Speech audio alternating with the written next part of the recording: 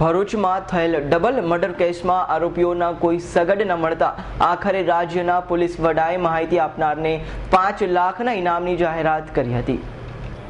Bhajpa આગેવાનોના double મર્ડરના પડઘા છેક દિલ્હી સુધી પડઘાયા છે। 5મા દિવસે પણ રાજ્યભરની પોલીસની મદદ લેવા છતાં ચકચારી હત્યા કેસમાં પોલીસને કોઈ સુરાગ સાંપડ્યા નથી। રાજ્યના પોલીસ વડાએ 2 ડીવાયએસપી, 7 પીઆઈ અને 7 અલગ અલગ ટીમો બનાવી તપાસ હાથ ધરી હતી। વડોદરા રેન્જ, છોટાઉદેપુર અને અમદાવાદ સહિતના જિલ્લાઓના ક્રાઇમ બ્રાન્ચ વિભાગના તથા અમદાવાદ એટીએસની પણ હત્યાનો ભેદ ઉકેલવામાં મદદ લેવાઈ હતી। તમામ ટીમોએ તલસ્પર્શી તપાસ કરવા છતાં કોઈ નક્કર કડી ન મળતા આખરે પોલીસ વિભાગે ચોક્કસ માહિતી આપનારને ₹5 લાખનું ઇનામ જાહેર કર્યું છે। આજરોજ એસપી ઓફિસ ખાતે આયોજિત પ્રેસ મીટિંગમાં ભરૂચના એસપી શોભા ભૂતળાએ આ ઇનામની જાહેરાત કરી હતી। એસપી શોભા ભૂતળાએ હત્યા કેસમાં ચાલતી તપાસની હાઇલાઇટ આપતા કહ્યું હતું કે અત્યાર સુધીમાં શિવાશ્રમ રોડથી હાઈવે સુધીના તમામ સીસીટીવી કેમેરાના ફૂટેજ ચેક કરવામાં આવ્યા છે। હત્યારાઓને શોધવા હોટલોમાં પણ તપાસ કરવામાં આવી છે। હત્યા માટે વપરાયેલ મોટરસાયકલ બાબતે રાજ્યના તમામ જિલ્લામાંથી ચોરાયેલ બિનવારસી કે અન્ય બાઇકોની માહિતી પણ એકત્ર કરવામાં આવી છે। હત્યામાં જે પ્રકારની રિવોલ્વરનો ઉપયોગ થયો છે તેના FSLના આધારે અગાઉ કોઈ ગુનામાં આ પ્રકારની રિવોલ્વરનો ઉપયોગ થયો છે કે કેમ અને તેવા ગુનાઓની બેવડી હત્યાના ગુના સાથે કોઈ કનેક્શન છે કે નહીં તે પણ તપાસ હાથ ધરવામાં આવી છે। પ્રેસ મિટિંગમાં અમદાવાદના વડવા ખાતે હથિયાર સપ્લાય કરનાર 3 સંદિગ્ધોની અટકાયત કરાઈ હોવાની વાતને તેમણે નકારી કાઢી હતી, પરંતુ અત્યાર સુધી છાનબીન અને પૂછતાછોના આધારે પોલીસે શંકાસ્પદ વ્યક્તિઓનું શોર્ટલિસ્ટ બનાવ્યું હોવાનું કહ્યું હતું। તેમણે કહ્યું હતું કે બેવડી હત્યાના કેસમાં પોલીસને એક દિશા મળી છે, કેટલાક ક્લુ પણ મળ્યા છે અને એ દિશામાં પોલીસ તપાસ ચલાવી રહી છે અને ટૂંક સમયમાં જ પોલીસ હત્યાનો ભેદ ઉકેલી કાઢશે તેમ પણ કહ્યું હતું। ગઈ 2 તારીખે જે ભરૂચમાં હત્યાનો બનાવ બનેલ છે, આ બનાવ અનુસંધાને આપણે અગાઉ પણ બ્રીફ કર્યું છે એ રીતે તપાસ અત્યારે ડીવાયએસપી કક્ષાના અધિકારી અમિતા વાનાની સંભાળી રહેલ છે। આમાં ડિટેક્શન માટે અમે જુદી જુદી ટીમ બનાવી છે, જેમાં લોકલ 2 ડીવાયએસપી, 7 જેટલા પીઆઈ અને એમના અંડરમાં તમામ પોલીસ સ્ટેશનોના ડિસ્ટાફ આમાં ફિલ્ડમાં કામ કરી રહ્યા છે। આમાં અમારા લોકલ ડિટેક્શન ટીમની સાથોસાથ વડોદરા રેન્જના જે અન્ય જિલ્લાઓ, છોટાઉદેપુરની, વડોદરા ગ્રામ્યની, એમની ક્રાઇમ બ્રાન્ચની ટીમો પણ અમને મદદ કરી રહી છે। અમદાવાદ ક્રાઇમ બ્રાન્ચ અને એટીએસ આ બંનેની પણ અમને આ ગુનો શોધી કાઢવામાં મદદ અત્યારે મળેલ છે। એટલે આ તમામ રાજ્યભરમાંથી મદદ સાથે આ તપાસ આગળ વધારવામાં આવી રહેલ છે। આ તપાસમાં અત્યાર સુધીમાં શહેરના જે હાઈવે છે તેમજ શહેરની અંદરના જે તમામ કેમેરાઓ છે એ ચેક કરવામાં આવી રહેલ છે। જે હોટલો છે હાઈવે પરના અને ભરૂચ શહેરની અંદરના તમામ હોટલોમાં ચેકિંગ કરવામાં આવી રહેલ છે। જે મોટરસાયકલનું વપરાશ થયેલ છે, આ મોટરસાયકલ બાબતે ફક્ત ભરૂચ શહેરમાં જ નહીં તો રાજ્યના તમામ જિલ્લાઓમાંથી અમે માહિતી માંગીને બિનવારસી તેમજ કોઈ ગુનામાં ભૂતકાળમાં સંડોવાયેલ આવા તમામ વાહનોની તપાસ અત્યારે કરી રહેલ છીએ। આમાં જે હથિયાર વપરાયેલ છે એમાં FSLના મદદ પછી જે સ્પેસિફિકેશન બાબતે અને ભૂતકાળમાં આ પ્રકારના હથિયાર કોઈ અન્ય ગુનામાં પકડાયેલ છે કે કેમ અને કોઈ ગુનો આ હથિયાર વપરાશથી આ રીતે શોધી કાઢવામાં આવેલ છે કે કેમ, આ માહિતી અમે રાજ્યભરમાંથી અત્યારે એકત્રિત કરીએ છીએ। સાથે સાથે ભરૂચ શહેરમાં જે બનાવની જગ્યા છે, આ બનાવની જગ્યાએથી આજુબાજુના જે તમામ વિસ્તાર છે આમાં અત્યારે તપાસ કરવામાં આવી રહેલ છે। ફરિયાદી પક્ષ તરફથી પણ અમને કેટલીક વિગતો આમાં જે સૂચવવામાં આવી છે, આ તમામ પાસાઓ અત્યારે ધ્યાનમાં રાખીને તમામ લાઈન ઉપર તપાસ ચાલે છે। જે અમને અત્યાર સુધી વર્ણન મળ્યું છે આરોપીનું, આમાં 6 ફીટ જેટલી હાઈટ છે અને પાતળો વ્યક્તિ છે એ હકીકત મળેલ।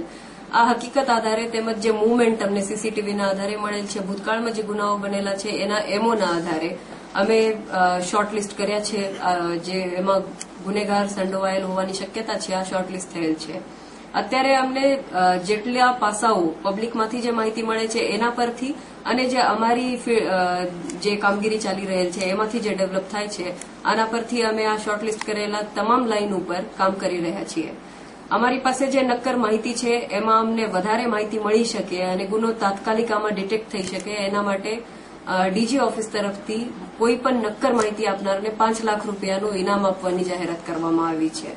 એમાં આ ગુનાની જે સંવેદનશીલતા છે અને જે ગંભીરતા છે એના ધ્યાનમાં રાખીને રાજ્ય કક્ષાએથી અમને આ કોઈ ચોક્કસ માહિતી કોઈના દ્વારા આપવામાં આવશે તો એને ₹5 લાખ ઇનામ આપવામાં આવશે। આ જે માહિતી આપવાની રહેશે એના માટે 2 મોબાઈલ નંબર અમે આપીએ છીએ। એમાં 97148 70055500 આ 2 નંબર છે. આ બંને નંબર ઉપર 24 કલાક કોઈ પણ માહિતી આપી શકશે.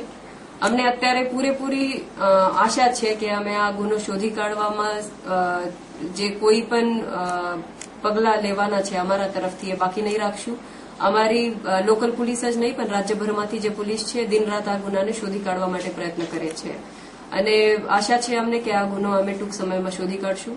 ત્યાં સુધી મારી તમામ ભરૂચના જનતાને વિનંતી છે કે કોઈ પણ અફવાઓથી દૂર રહે, કેમ કે જુદી જુદી આમાં વાતો ચાલી રહેલ છે અને આ અમારા સુધી માહિતીના રૂપમાં પણ આવે છે. એટલે જ્યાં સુધી પોલીસ એમાં તટસ્થપણે અમારા પૂરા પ્રયત્ન કરીને મહેનતથી અમે આ ગુનો શોધવા માટે પ્રયત્ન કરીએ છીએ અને આની ગંભીરતા લોકલ કક્ષાએથી લઈને રાજ્ય કક્ષાએ સુધી ખૂબ જ ગંભીરતાથી લેવામાં આવેલ છે.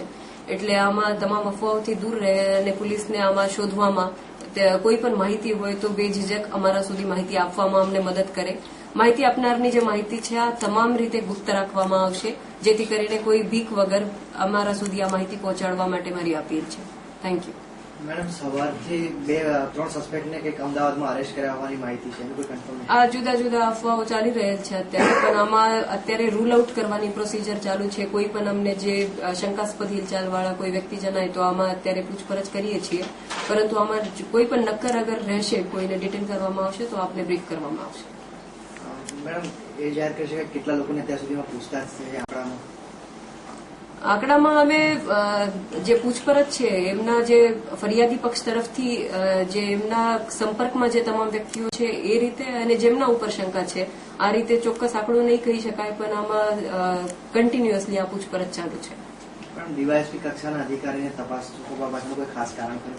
આ ગુનાની સંવેદનશીલતા ધ્યાનમાં રાખીને કે કોઈ પણ પગલો જે છે બાકી નહીં રહે એમાં ભરવાનું અમારા તરફથી જે ફિલ્ડમાં કામ થાય છે એ પણ વ્યવસ્થિત અમે ભવિષ્યમાં જે કોર્ટમાં કેસ ચાલશે એ પણ ધ્યાને રાખીને કે કાગળની પ્રક્રિયા છે એ પણ વ્યવસ્થિત થાય એ ધ્યાને રાખીને ડીવાયએસપી કક્ષાને તપાસ સોંપી છે.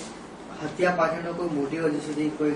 અમારી પાસે મોટિવ બાબતે છે અને હું જે રીતે કીધું કે અમારી પાસે ક્લુ છે અને આ તમામ લાઈન ઉપર જ્યાં સુધી અમે રૂલ આઉટ નહીં કરીએ કોઈ લાઈન ત્યાં સુધી અમે આપ સાથે અત્યારે શેર નહીં કરી શકીએ, પરંતુ આમાં ચોક્કસપણે ક્લુ જ છે. બંને નેતાઓમાંથી હત્યાનો ટાર્ગેટ કોણ હતો એવી કોઈ વિગત મળી છે? અત્યારે અમારું પ્રાઇમ ઓફિસી જે પ્રથમ દિવસે કીધું હતું કે જે 2 ખાલી ખોખા એક તરફથી મળે છે અને એક બીજા બાજુથી મળ્યો છે, એના પરથી એફએસએલના અધિકારીઓ સાથે ચર્ચાથી અને જે અત્યાર સુધી અમે સ્થળ ઉપર જે રિકન્સ્ટ્રક્શન કર્યું છે એના પરથી અમારું પ્રાથમિક દૃષ્ટિએ અત્યારે માનવું છે કે શિરીષભાઈ બંગાલી એમાં પ્રાથમિક દૃષ્ટિએ ટાર્ગેટ હોઈ શકે છે, પરંતુ આમાં હજી આપણે 100% અમે શ્યોરલી નહીં કહી શકશું. અવી સૈયદનો રિપોર્ટ, S9 ન્યૂઝ, ભરૂચ.